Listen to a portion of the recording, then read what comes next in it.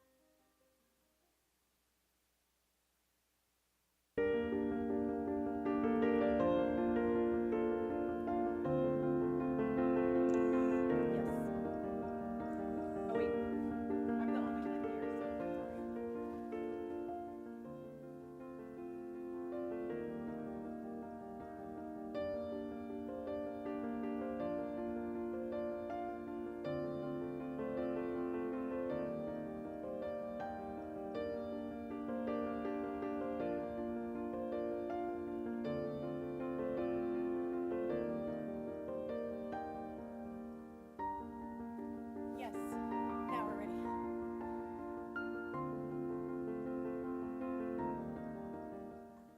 All right, let's go ahead and call this meeting to order. Clerk, please take the roll call. Yes, Council, or Committee Member Arias, Presente. Vice Chair Maxwell, Present. and Chair Esparza. Present. Nice and easy. We have a quorum. So again, this is a special meeting of the Finance and Audit Committee. Can I get a motion to approve the minutes of the last meeting on March 23rd, 2022? Second. We have a motion, we have a second. Any opposition to approving the minutes? Seeing none, the minutes are approved from the last Finance and Audit Committee meeting. At this time, we'll go ahead and take, we'll take public comment up front. Can you approve the agenda? Motion to approve the I skipped agenda right is over that noted. part, down to the minutes. So we'll have to redo that. All right, so we have a motion to approve the agenda. I'll second that. Any opposition to approving the agenda as is? Seeing none, agenda is approved. Do we have to go back and do the minute approval now? Okay. All right. So we'll go ahead and take public comment up front on any of the items, updates on the parking division audit, the police department audit, the airport audit, a pending audit on the Finance Department, RFP, or city credit cards, RFP and contract, or future audits. If there's anyone in the chamber who would like to speak, please come on up to the microphone. If there's anyone on Zoom who would like to provide public comment, you could go ahead and raise your hand on Zoom, and I will call on you there.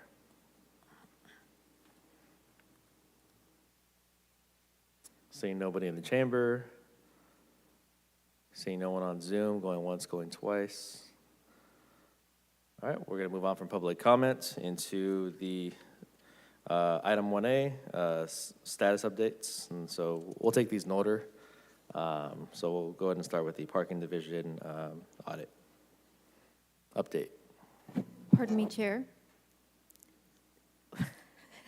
Thank you. Good afternoon. I wanted to open these 3 items by saying that the reports were distributed to the committee and are also available online. And we will have a brief update from the parking division. I will provide the update on the police department follow-up, and then our internal auditor, Creedy, is here to discuss the airport department. And just wanted to give that general introduction for these 3 items. Thank you. Thank you. Members, are you wanting a presentation, or do you have questions you would like to skip straight to? I would say let's give them an opportunity to give us a brief update, and then we can do Q&A. Brief. On parking.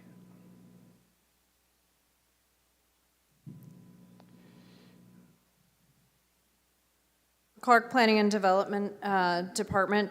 I have Melissa Almaguer, our parking manager, is here to provide some updates on the 3 open and remaining findings in the audit. But I would like to say that Melissa was appointed to the position at the end of May, and since then she has done a lot of work with the division in improving policies, procedures, essentially going back to the drawing board with every single policy and procedure and starting from scratch and ensuring that we are meeting best practices. But she can give you an update on the 3, they're actually subsets of 3 of the findings that are remaining open that we believe should be closed by the next time you meet. Great. Congratulations on your appointment. So as Jennifer introduced me, Melissa Almaguer with the Parking Division.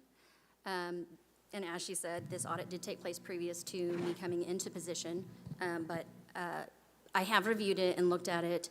And so the update on the findings that were there were that the first finding was that there was a bulk rate payment late fee processing was inconsistent. So we contract out to different entities for bulk rate parking, and that the number of permits that were being given weren't necessarily correlating with the payment that was.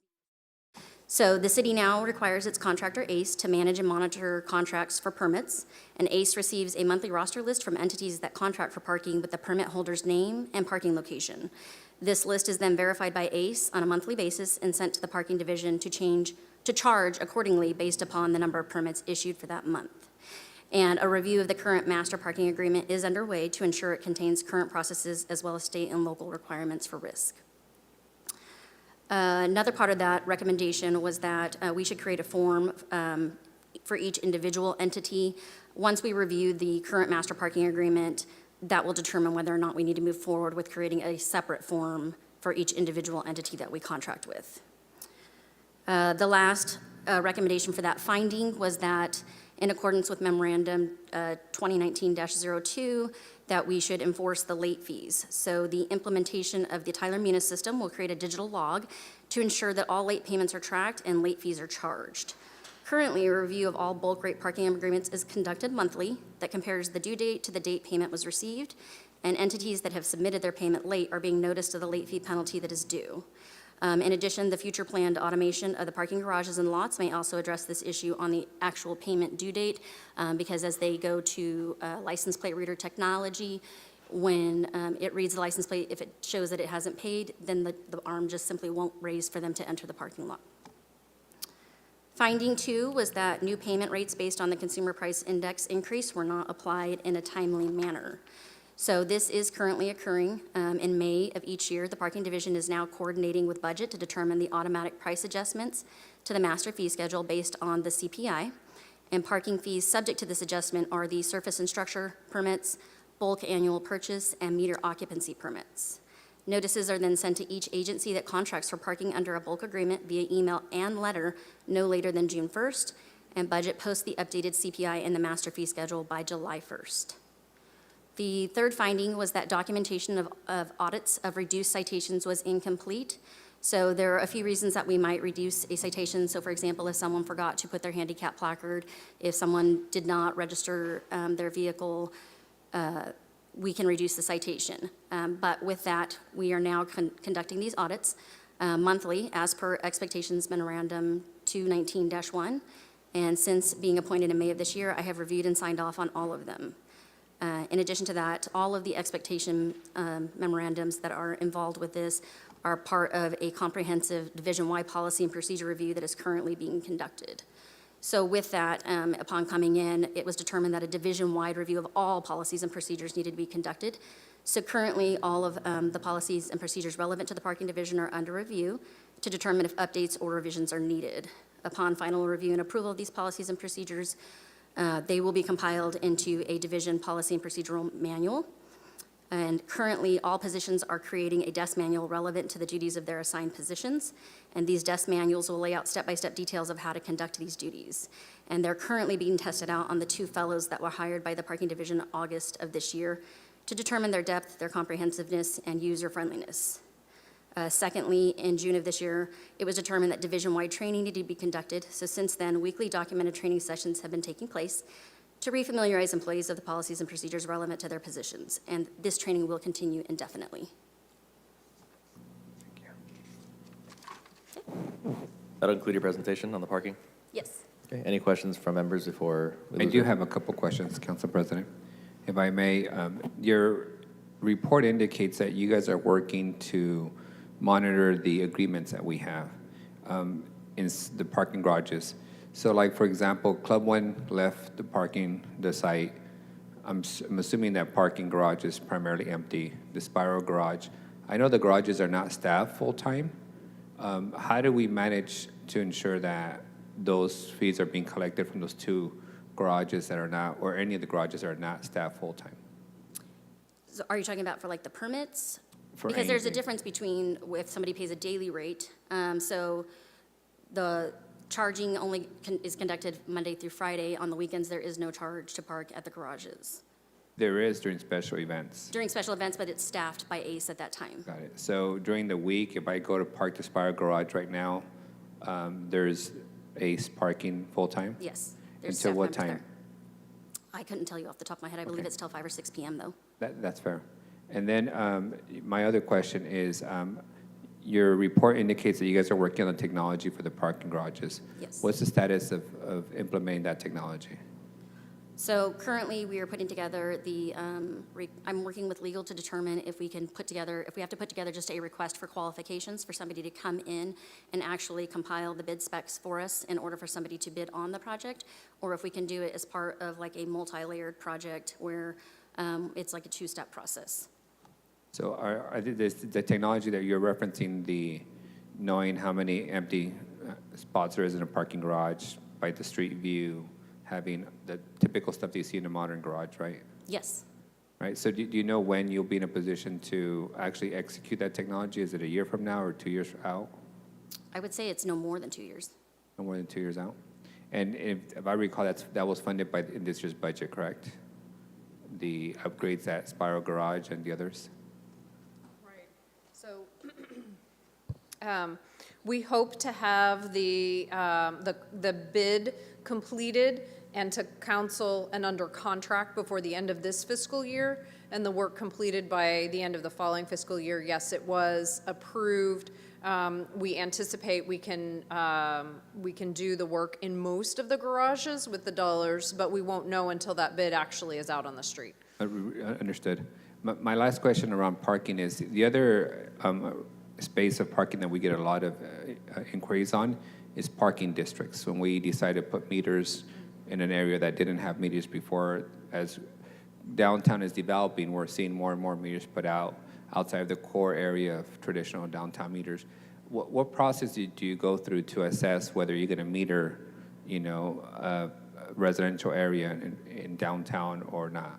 Is there a process that? Okay, so since I started in the position, I've been actually going out and walking the different downtown districts, taking a look at what's going on there and determining, like, based on if there's parking meters there, if it's time zones, if we can eliminate, or if we need to add, if we need to increase time or decrease time. So just based upon what we see when we go out there during regular business hours, is how we're kind of going through and assessing it. And then we'll obviously come with a report on that and what our recommendations are, but we wouldn't implement anything. Understood. Can you just do me a favor? As you guys develop those recommendations, let us know so we can host a neighborhood meeting and people can get to provide input on it and, get their feedback before we go to execution or before it comes to council. Yes, We want to make absolutely. sure people are aware of it. And then just my last question, in the old system of parking department, which I do appreciate the fact that you guys are formalizing a lot of the procedures, the counter person, employee was able to waive the ticket. Now you've implemented a supervisory management, component and oversight to it. At this point, who has the authority to waive citations? Is it you specifically, or is it positions within the department? So to actually void a citation would be myself or Jennifer, the director, to dismiss a citation. So for example, let's say that the information on it was incorrect, the VIN number didn't match, then the supervisor that is Carl Farmer, that is in the division, is the one who conducts those. However, going forward, starting in the beginning of the new year, it will be me. And out of curiosity, are your tickets appealable to the hearing officer, or is the director the final decision? I'm Is confused. the director the final decision on appeals for citations, or is it the hearing officer for the Oh, city? no. Okay, so if somebody appeals a citation and then Carl or myself makes the decision to uphold it, then they have the ability to go to a hearing officer. Great, thank you. Thank you for getting our parking department from one that collected coins and coffee cans and had a lot of informalities to one that actually has wireless parking meters and hopefully soon some modern parking garages. So thank you all for the work. Yes. Great, yes. Okay, so that's 1A. Council Vice President, anything? Okay. All right, we'll move on to 1B and C, the Police Department audit, and updates on B and C.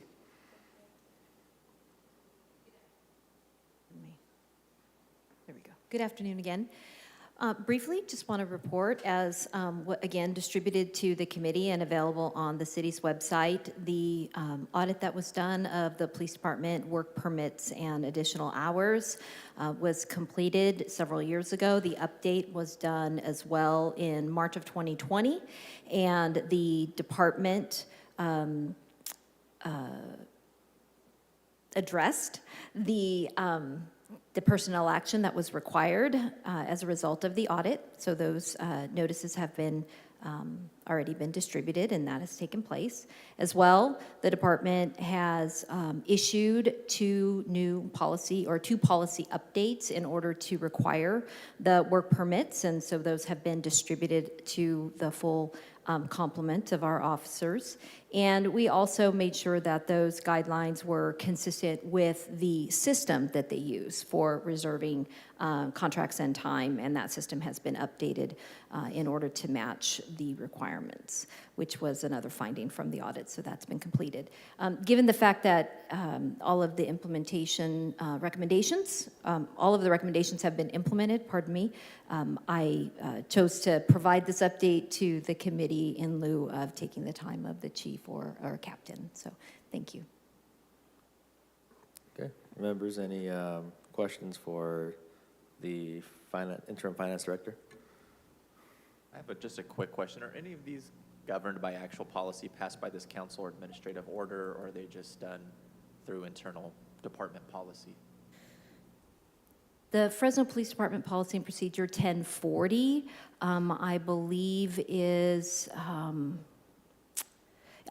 not sure about the authority on that, so I'm not sure if the city attorney can address that. It's, again, the Fresno Police Department Policy and Procedure 1040, and then as well, the memorandum that is issued that was put everyone on notice, of course, that was at the prerogative of the chief at the time, so that communication was made. And then the additional update to the technology, to the OTTO system, of course, that was administrative as well. Thank you. Manager.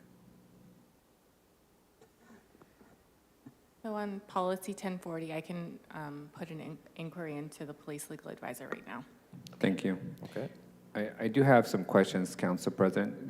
This, for me, is one of the most troubling department audits that I've seen, and I'm still struggling with. So I would have preferred the police chief to be present, but with that said, amongst the findings, the audit found that hundreds of our police officers were working beyond their 16-hour-a-week limit per work permit. Instead of addressing that, city staff took it upon himself to change the policy to allow officers to work beyond 16 hours a week and created an exemption that includes it requiring approval of a commander for any officer to work beyond 16 hours a week. The follow-up audit that concluded March of 2020 found that officers are still violating even that revised policy and still working without a work permit and beyond the 16 hours and without commander approval. So my question to legal for follow-up is, does the department have the authority to change the 16-hour-a-week limit set by policy without council approval? And secondly, what are we doing to ensure that commanders and management are actually approving these work permits? Because the update audit still found that officers are working without commander approval. And I don't mean to pitch a spot, Assistant City Manager, so I'm not demanding answers today, but if you can just follow up. The other question that I have is, the audit also found that officers were, in essence, double dipping by claiming hours that they were working in the city department while working and externally. It noted that officers were reprimanded, but the update audit of the department found that that was still occurring. So I'd like to know why management in the police department hasn't ensured that people are not claiming off-site work at the same time that they're on duty. If I could respond briefly, Councilmember Arias. If, as noted by the follow-up internal audit included on page 8, at the top of page for that follow-up audit, they did note that the number of instances that you've described did occur but were greatly decreased, and that's language directly from the audit. During the 6 months that the review was conducted, there were 9 instances where that was found in the follow-up, whereas the previous audit period, which was much longer, which was a couple of years in duration, noted 156. So even if you took the 156 and allocated, about how much on average for 6 months, it still was a significant, I will say, statistically significant improvement.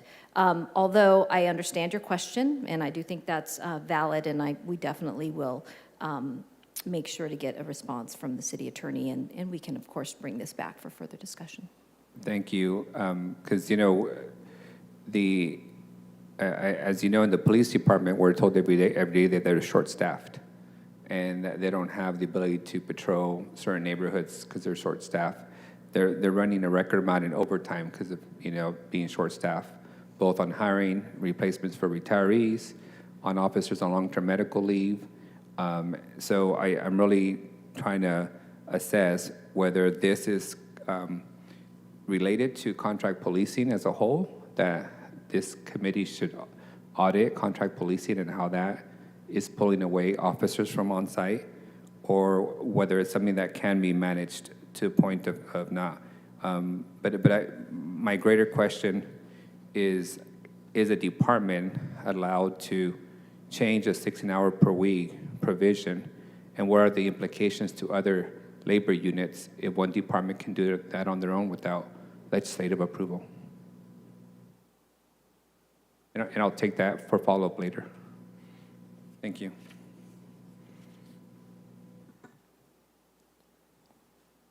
Okay. We're good on 1B?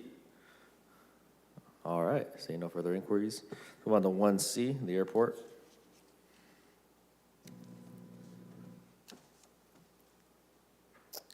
Excuse me, Kriti Agrawal, Principal Internal Auditor, here to give an update for the parking procurement audit.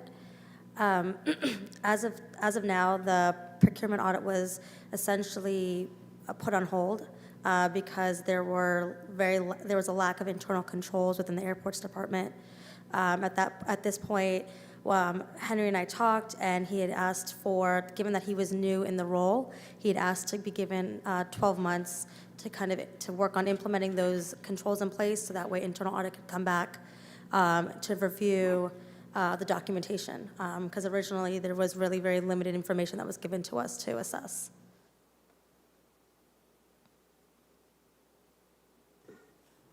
So where are we at right now?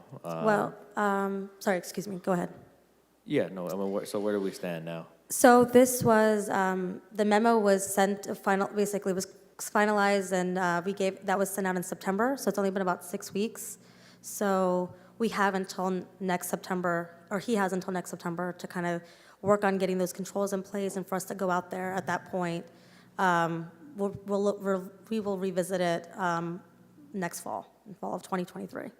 And if I may as well, I'd like to keep this opportunity on the work plan, the annual work plan for the internal audit unit, in the event that we can have conversations with the department director, and if we can move that into the current fiscal year and have that start before the end of this current fiscal year, that would be my preference.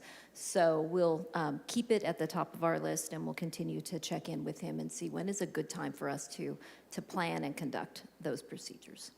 Yeah, we've been in communication, and we communicated to him that we will continue to be in communication with him and his department throughout the next year to see how things are going. And then the plan is for, next fall to revisit the audit. If I may, Assistant City Manager, the airport's about to ask us to authorize a $250 million expansion, and from my perspective, I'm not in a position to authorize that if we can't even conduct a basic audit, because there's such little safeguards and procedures being adhered to. So I'm just going to be very upfront with you that unless we can initiate, and unless we have a level of comfort that you can at least initiate the beginning of the audit, I'm not in a position to authorize $250 million, knowing that there isn't basic controls in that department. That doesn't even allow us to initiate an audit. Understood, and I feel similarly in that we will need to issue an official statement that includes certain representations, and some of which pertain to the internal controls and the general operations of the airport, and that's why I'm really pushing that we are in a position to have some procedures conducted in order for even me to support the representations made in the official statement. So I'm right there with you, Councilmember Arias. Thank you. Okay. All right, I don't see anyone punched up right now. Thank you, Kriti. Thank you. All right, and now we'll move on to our second set of items, the pending audits and/or reviews, Finance Department RFP, and then, of course, the credit card RFP. So 2A and 2B. Let's go with 2A first.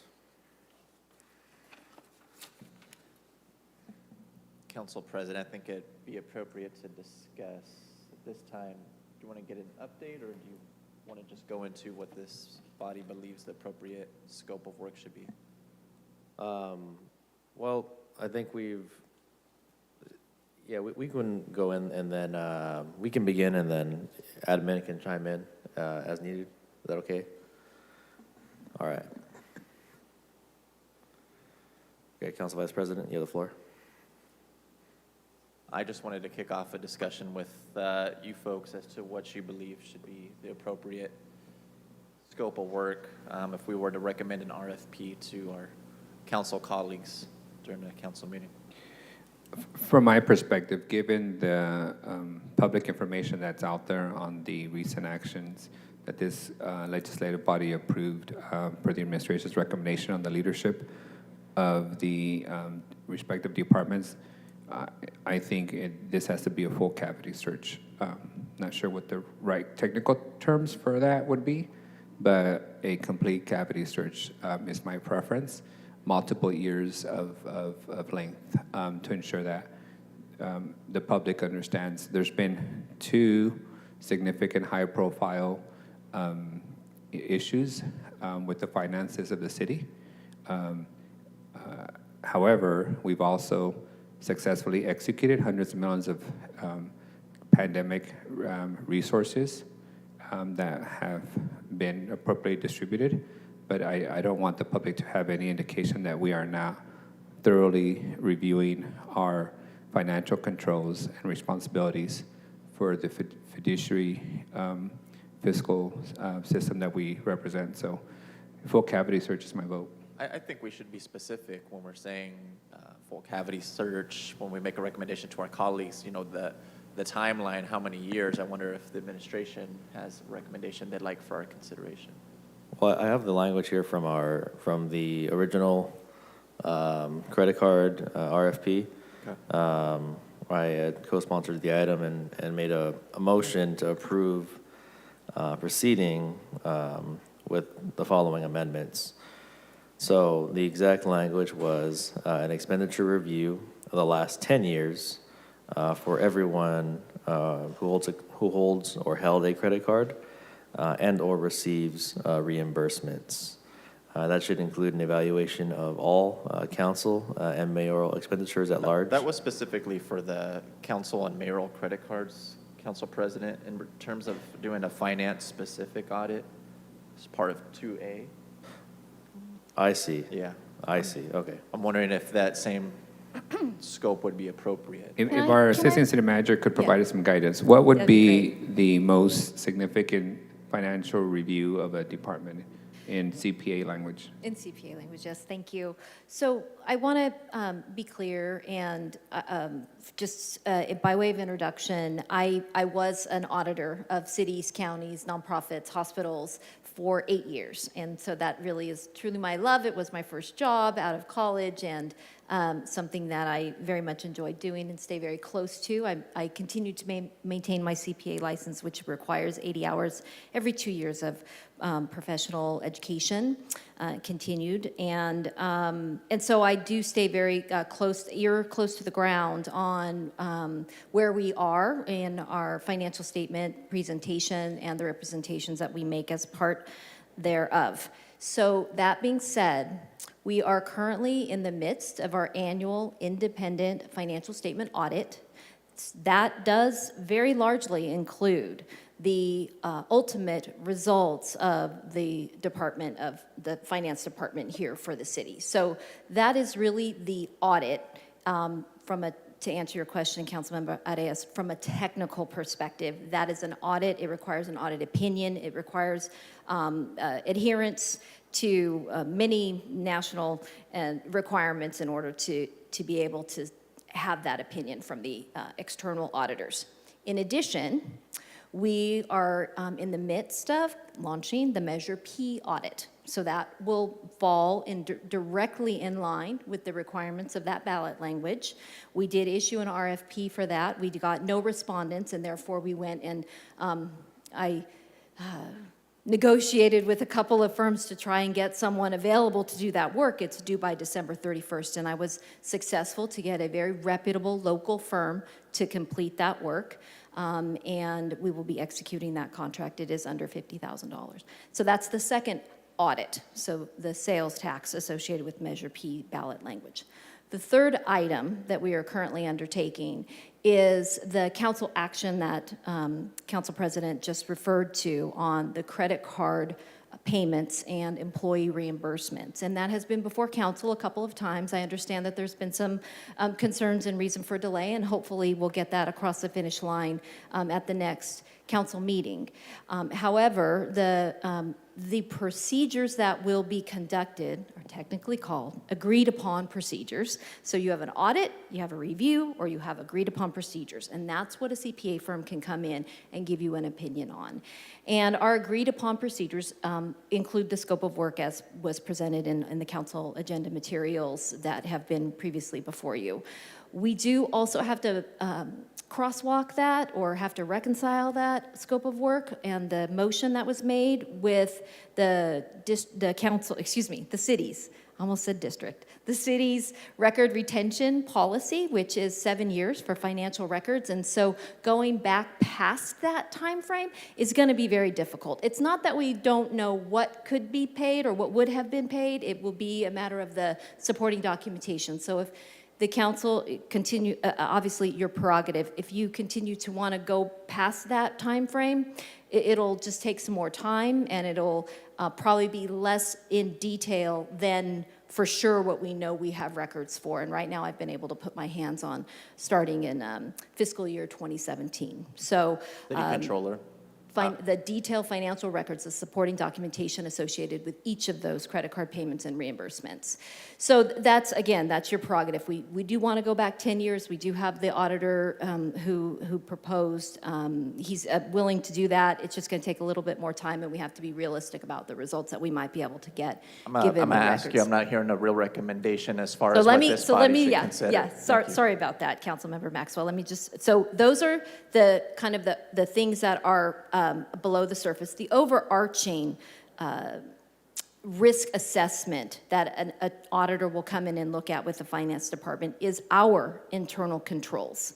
And that is the ultimate test of whether or not we are going to have auditable records, if those records are reliable, if our representations we can stand up to the representations that we make. And so my recommendation would be that we conduct an in-depth analysis and evaluation of the finance department's internal controls. What does that look like? That it looks like saying that we have policies and procedures that are documented, and then having an external third-party firm come in and evaluate whether or not, number one, the procedures actually do establish a system of controls that we should be reliant on, or if they have recommendations for us to make changes. And then they'll test those controls. So they will go in and they will look at hundreds of samples and our records and make sure that we follow the policies and procedures that In we lieu of a have formal documented. audit. Pardon me? In lieu of a formal audit. No, not in lieu. This would be just totally separate, a separate third-party independent CPA firm that will come in and do a much deeper dive on a test of controls for the finance department operations. And frankly, if there are situations where our documentation needs to be better, we'll make it better. If there are improvements that we can make to our business processes, we want to know them and we will make them. But ultimately, we want to make sure that we're following those, a strong system of internal controls. Just trying to balance the recommendation on this versus several months ago when the city council and mayor credit cards did come up. A different process was proposed by the administration. I'm curious what's led you to the recommendation for finance versus what was previously brought forward, an external thorough audit for the council credit cards. I wasn't here, as you know. Good. So how we can look at it, if you just want to like maybe take a step back, the umbrella is the system of internal controls. One area of the internal controls would be the procurement and payment processes, under which would fall credit card payments and or reimbursements to employees. So it's part of the vendor payments, if you will, or expense reimbursements, business expenses, that type of thing. So it's a small subsection of overall what the finance internal control evaluations should include. So we have, like, for instance, we also have accounts receivable. How are they handled? What policies and procedures do we have to ensure that when we receive a payment, that it immediately hits our banking account, that we aren't waiting or in some system of like not knowing exactly how to process those or how to record them appropriately. And not just on the books, but with the bank. And so that's like a whole nother system that the internal controls can be documented and evaluated and then also tested. And then we have other things like debt management and investment management. So there are a variety of different areas, including all of the units under finance. So we would include payroll as well, and we can document what our policies and procedures are and then have somebody come in, give us some advice, and then test them out. There was a study and assessment of internal controls when it comes to council expenditures and mayoral expenditures not currently in place or not an option? No, it's an option. It's just, again, it's just one piece of kind of this overall. Absent that particular action, I would think that a thorough and deep evaluation and assessment, evaluation, and report on our internal controls could include this subset of the credit card payments. But what I understand was asked for was something completely different. It's not even really about a test of controls. It was about a review of every single expenditure, which is completely different from whether or not we are testing that internal controls are adequate and followed. Does that make sense? Thank you, City Controller. It does, yeah. I think the question here, just looking at 2A and then possibly leading into 2B, as we both had alluded to, is kind of an order of operations at this point. We want to take things on and ultimately what makes sense.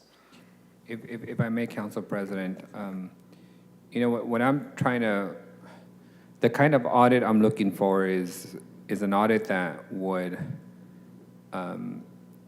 assess how many more Fresno Yosemite Airport departments we have that don't have basic controls in order that we can even initiate an audit.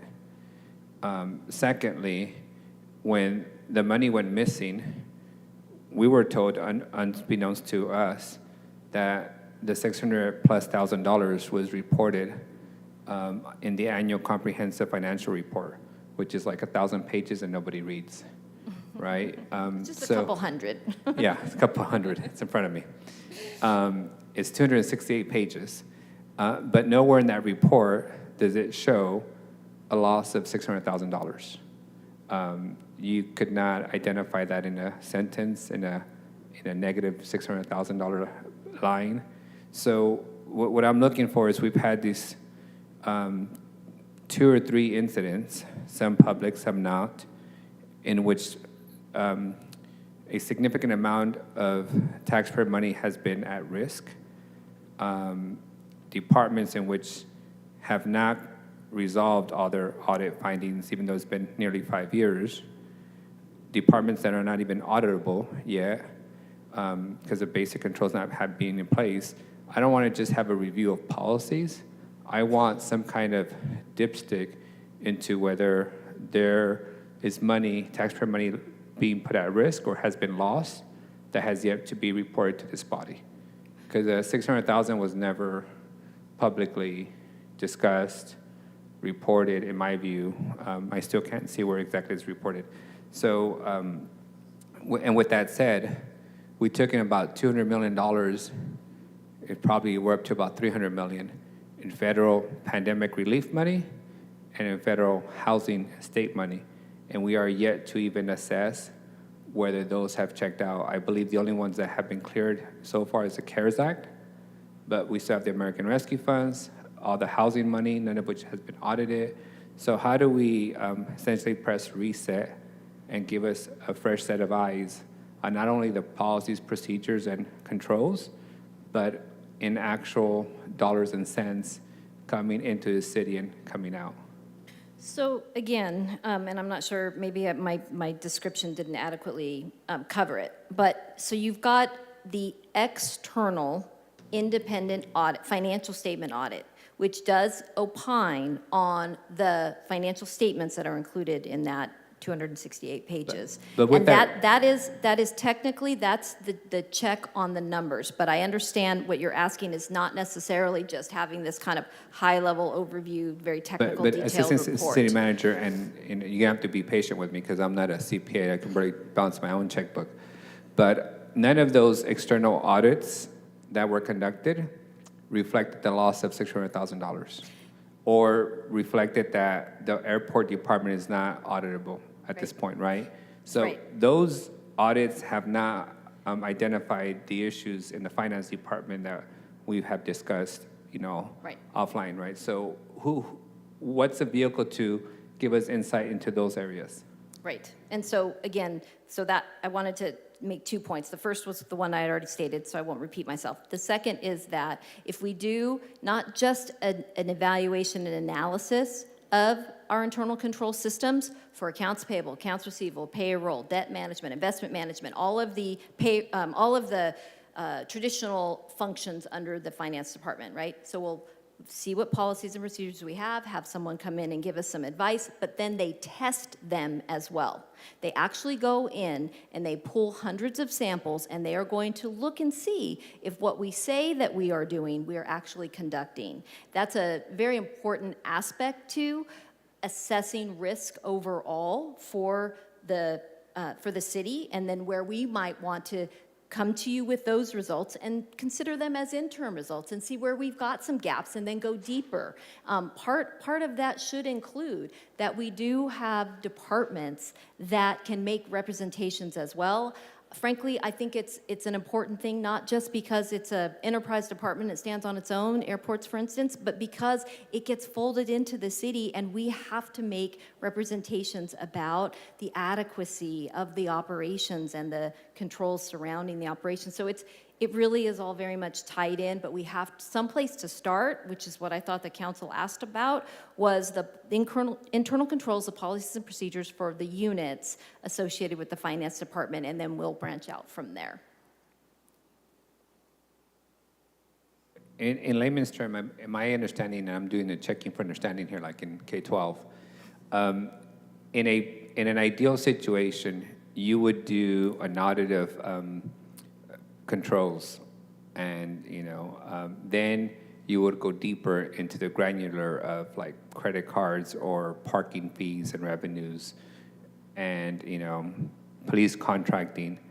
At that point, that's when, if there's questions in the control assessment, then you go deeper into that area. Yes, I think this could, yes, to answer your question in a word, but I do think it could be helpful and informative as we develop our internal audit plans, the internal audits that CREDI carries out over the next year or two, and maybe even this year. I think because the council took action some time ago, we could go either way. If the council wanted to continue with that action on the credit cards, that could be informative and could be helpful to the overall finance department internal control evaluation.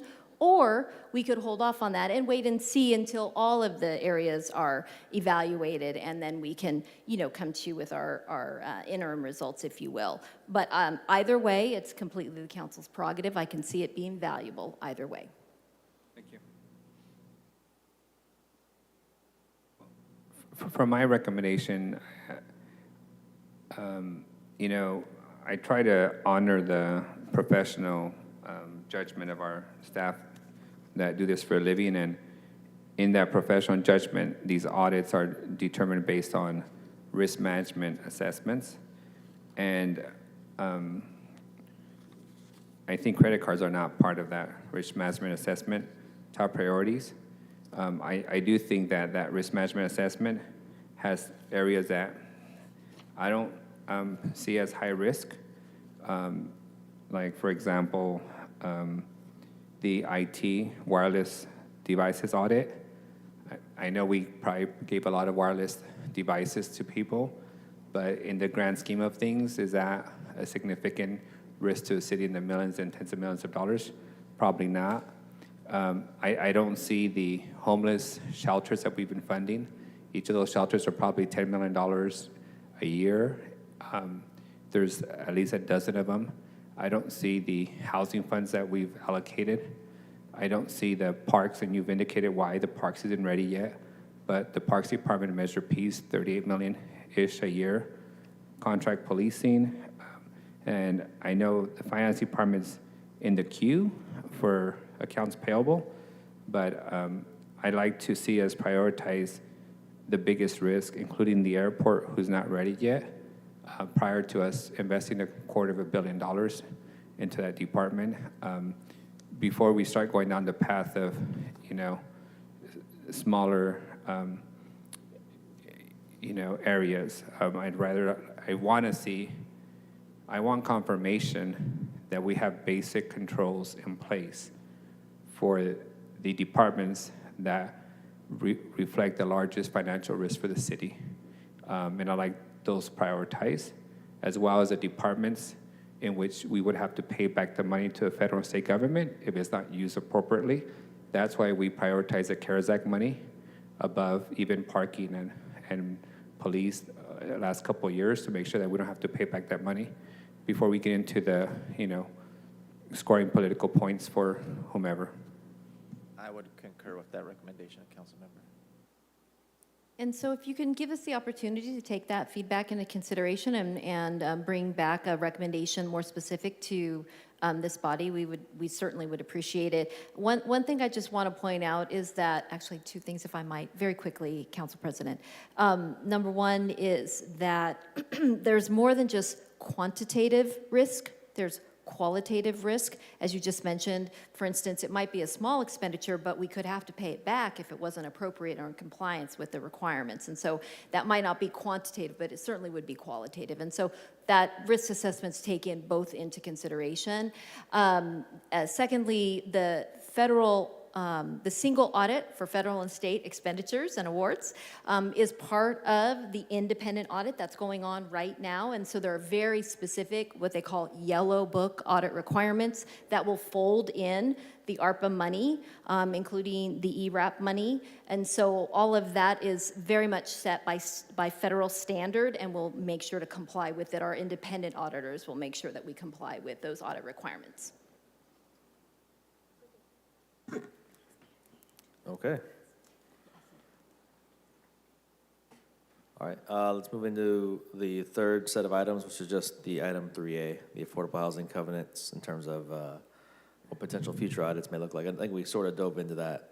Yeah, Council right President, I put this item on there just as a discussion point for this body and for staff to come back with some, you know, potential recommendations. But I like to see a review of whether we actually audit or confirm that the affordability covenants that we've awarded to hundreds of properties across the city over the last decades are actually being honored.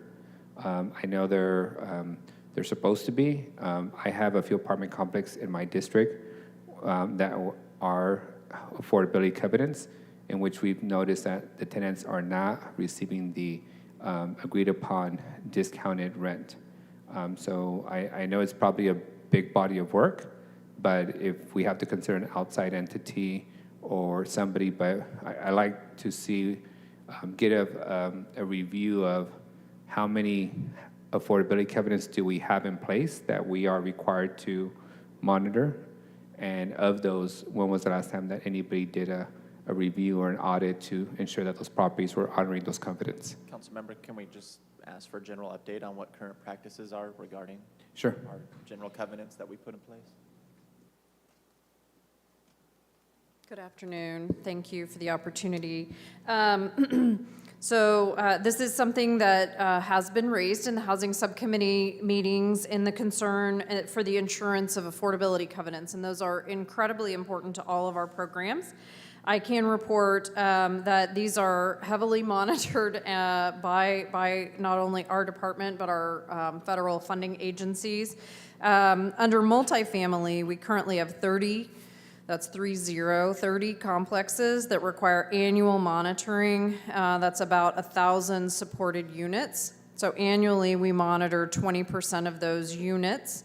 Additionally, during COVID, there were restrictions for us actually going into the units. So we just completed our annual monitoring of all units from January 2022 this year through June 2022 after the, go ahead. Interject with the clarification. When you say 20 units, do you mean like an entire property is chosen, or just 20% of all units are monitored. So, and it's not the same 20 units every year, right? So it's on a cyclical basis typically. So you could check one unit at a property, but Not Within necessarily. each property, 20% of the units. Within each property, 20% of those Correct. units. Understood. Thank you. Correct, yep. But we did go back and we inspected all units this spring. So our 2 inspectors went out and inspected all 1,000 units because we were trying to catch up over the past 2 years, 2020 and 2021, that were not inspected.